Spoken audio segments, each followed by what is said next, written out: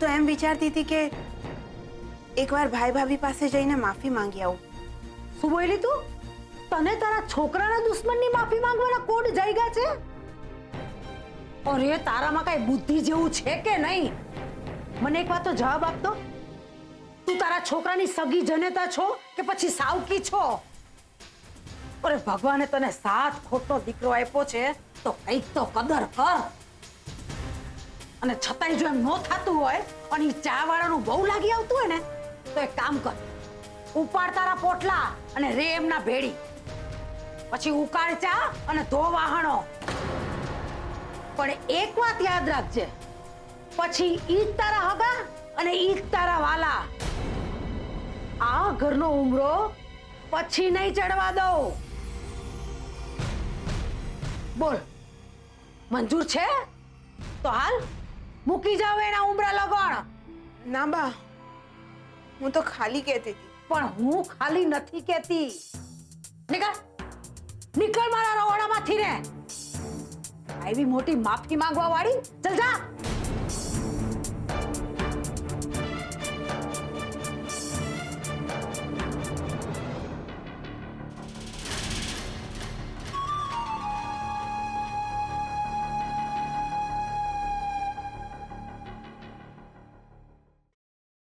ચાલો ચાલો, હરી કાકા, વસંત કાકા, યશવંત કાકા, બધા ગોઠવાઈ જાવ ને આ ગરમા ગરમ શીરો ખાઓ.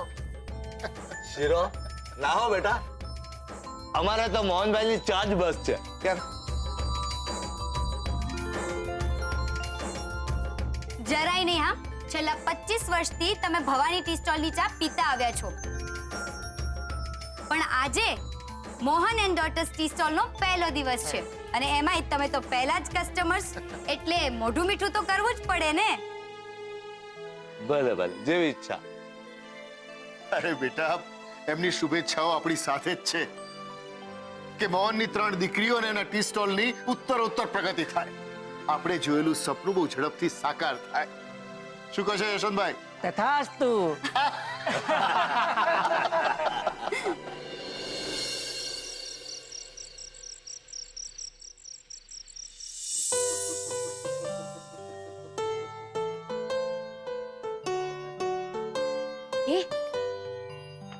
શું થયું કિંજલ?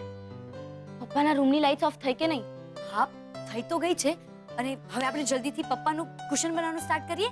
યસ.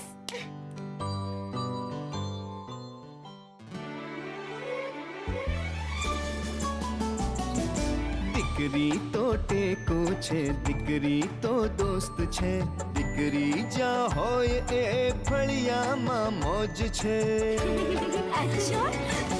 ઉડે પટકાય ફરી ઉડે છે હામથી, પ્રેમમાં પાડે તો શું પપ્પા? પ્રેમમાં પડે તો જાય છોકરાઓ કામથી.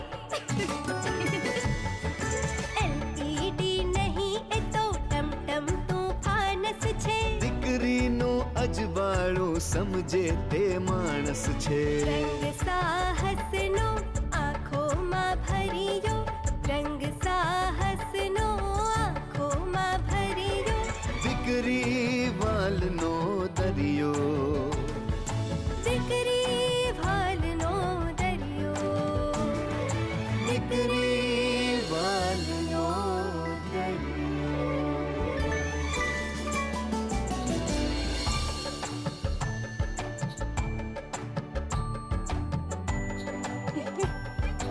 ચલો ચલો, હવે ભરવા લાગો. ચલો ચલો ચલો ચલો.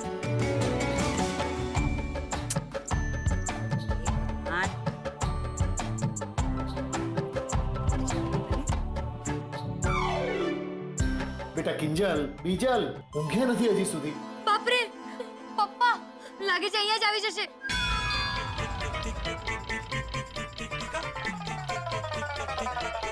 અરે સેજલ, કિંજલ કેટલું મોડું થઈ ગયું છે, સુઈ જાઓ.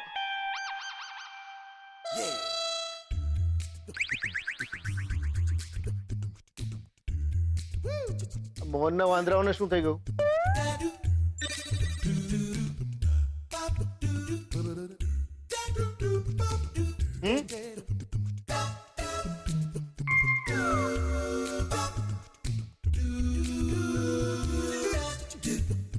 ખબર પડે છે કેટલું મોડું થયું છે. અત્યાર સુધી જગાતું હશે. સુઈ જાઓ. સોરી પપ્પા, પણ હું મારું સીએ નું વાંચતી હતી.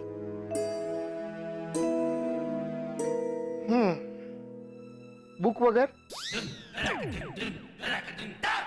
હા પપ્પા, સેજલ દીદી છે ને મનમાં વાંચતી હતી ને મોટેથી બોલતી હતી ને હું પણ સેમ ટુ સેમ મનમાં છે ને બેડમિન્ટન રમવાની કોશિશ કરી રહી હતી.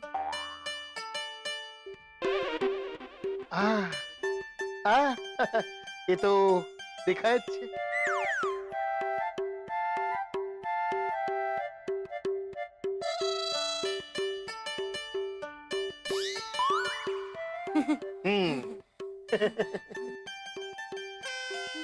લો.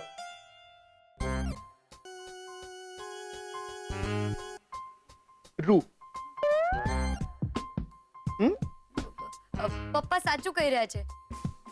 હવે આપણે સૂઈ જવું જોઈએ, હે ને? મનમાં પ્રેક્ટિસ કાલે કરશું. કાલે, હા? સૂઈ જઈએ. Good night. પપ્પા જો મને પણ બહુ ઊંઘ આવે છે હવે. મને પણ. તને? હા, મને પણ, મને. Good night. Good night. Good night.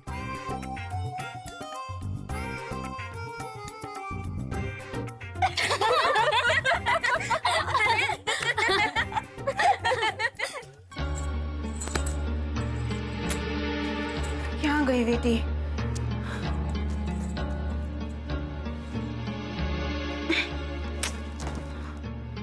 અહીંયા બેડરૂમમાં વીટી ક્યાંથી હોવાની? પણ મને બરાબર યાદ છે, મેં વીટી ત્યાં પ્લેટફોર્મ પર જ મૂકી હતી. રાહુલ,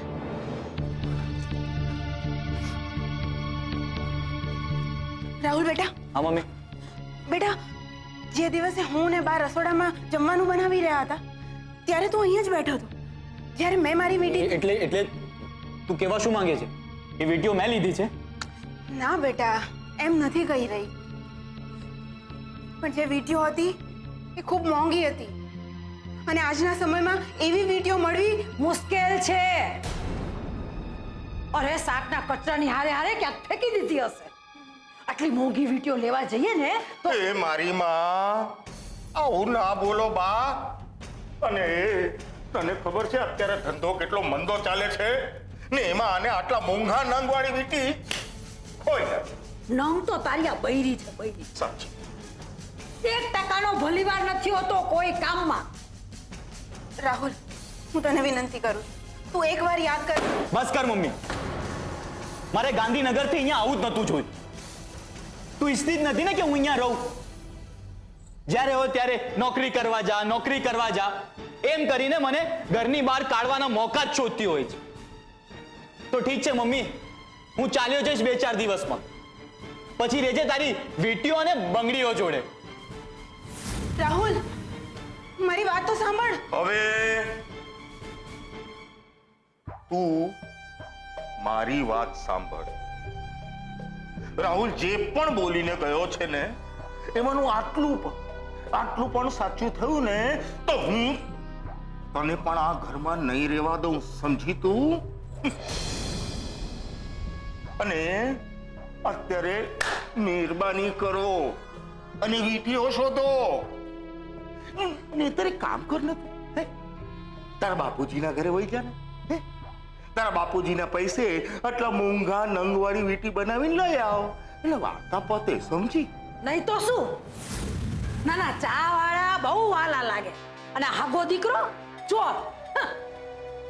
હવે આમ ડોયાની માફક ઊભી છું હું. વીટીઓ હોત વીટીઓ.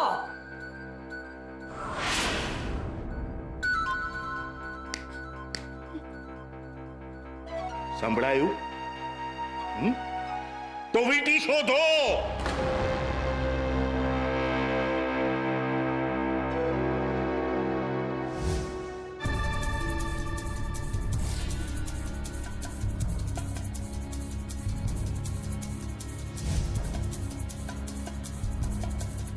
મને બરાબર યાદ છે.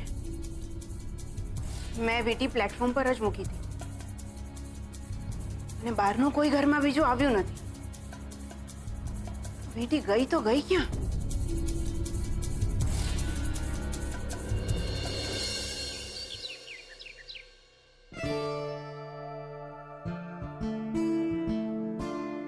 અરે બંધ થાને યાર પ્લીઝ. અરે ઓ મહારાણીઓ, બિચારો આ એલાર્મ સવારનો ત્રીજી વાર ચૂપ થઈ ગયો. હવે તો બંને જાગો.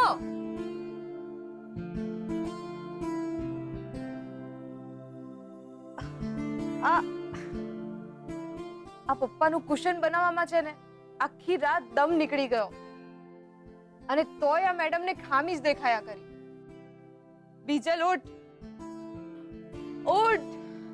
સુવા દે ને યાર મને. બીજલ ઉઠ. પપ્પાના કુશનને જો ફાઇનલ ટચ આપવાનું બાકી છે. ઉઠ કુંભકરણ. એ હા, આપણે હવે શું કરશું? કોઈએ કઈ કરવાની જરૂર નથી.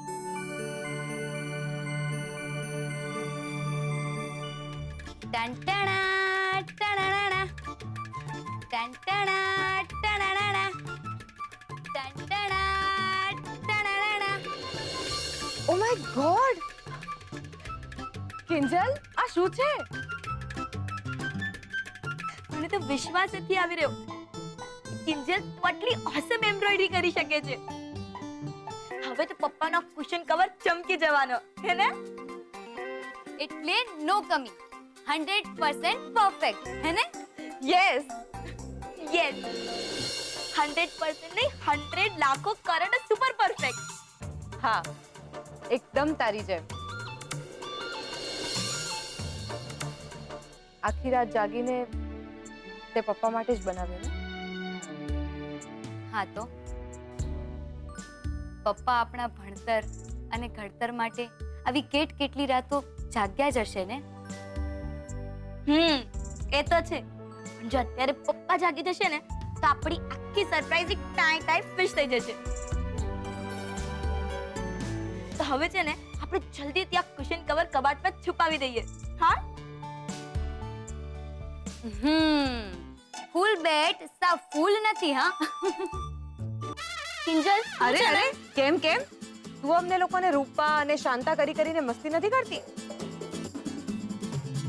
તો અમે તારી મસ્તી ના કરી શકીએ? ફૂલ બેટ.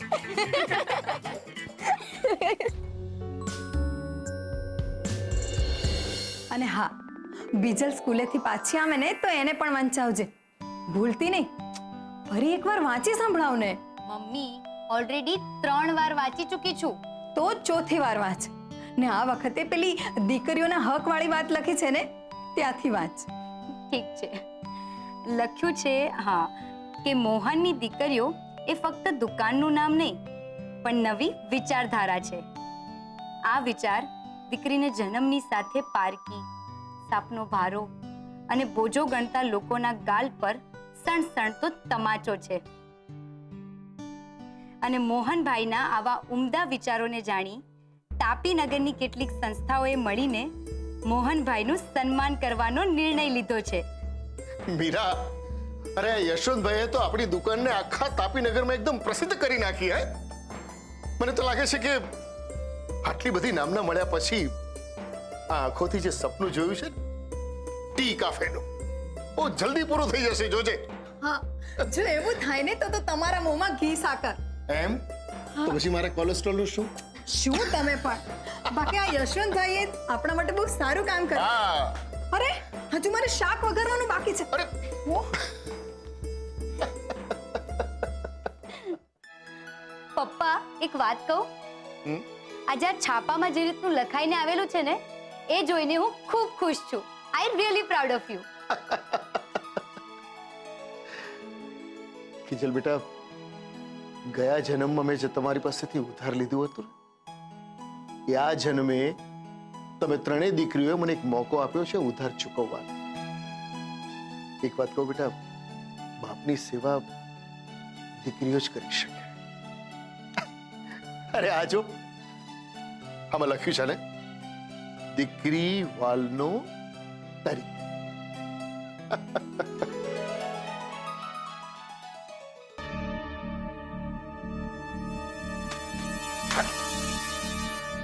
દીકરી વાલનો દરિયો, દીકરી વાલનો દરિયો. અરે મુસીબત છે, મુસીબત. અને આ મોહનભાઈ રોજે રોજ નવા ટાયલા કાઢ્યા જ કરે છે. ટાયલા તો જવા દો પપ્પા. આ મોહન કાકાની દુકાન એટલી ફેમસ થઈ ગઈ છે ને કે હવે જો આપણે ત્યાં સાયબર કેફે ખોલવાની વાત પણ કરી છે ને તો દીકરીના હકવાળા આપણી વિરુદ્ધ મોરચો કાઢશે. સાચી વાત. નજર લાગી છે રાહુલ, કોઈની બહુ ખરાબ નજર લાગી છે. દીકરી સાલો કોઈ દાવ પૂરો નથી પડતો. બોલો માસુકભાઈ કઈ મચક નથી આપતા. તારી માની મૂંગા મૈલી વીટી ખોવાઈ ગઈ અને આ તારું સાયબર કેફે એનું કામ પણ ટોકાઈ ગયું. પણ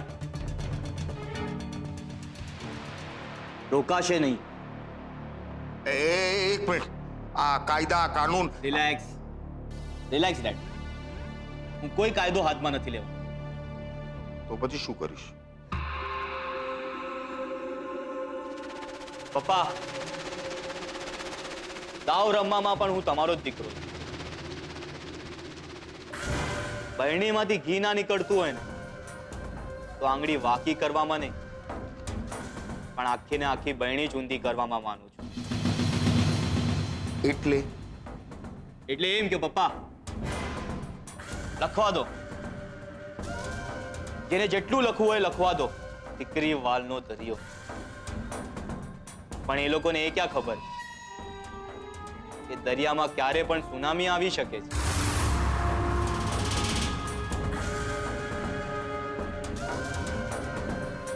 શાબાશ.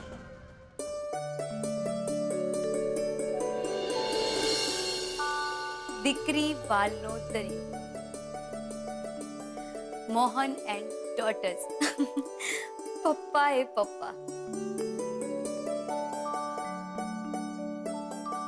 આઈડિયા. પપ્પાનું સપનું જો ગમે ત્યારે પૂરું થવાનું હોય તો મારે પૂરતી તૈયારી તો કરવી પડશે ને. યસ. પપ્પાનું ડ્રીમ કેફે. તો પછી નામ શું હોવું જોઈએ પપ્પાના કેફેનું? Dream cafe? ના, અવર કેફે. કે પછી મોહન ટી કેફે. અહીંયા રહેશે પપ્પાનું cash counter. Mohan Bhatt cushion સાથે ચેર. અહીંયા રહેશે સોફા. કિચન. અહીંયા હશે કિચન અને એ પણ ઓપન, એટલે કસ્ટમરને પણ વિશ્વાસ રહે કે સામાન પ્યોર વપરાય છે અને ચોકસાઈ પણ જળવાય છે. યસ. અત્યારે કોણ આવ્યો હશે પપ્પાનું કેફે બનતું અટકાવી દીધું?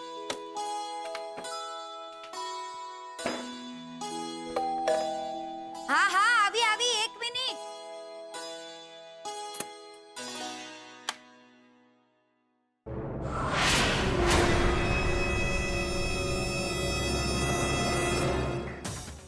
તમે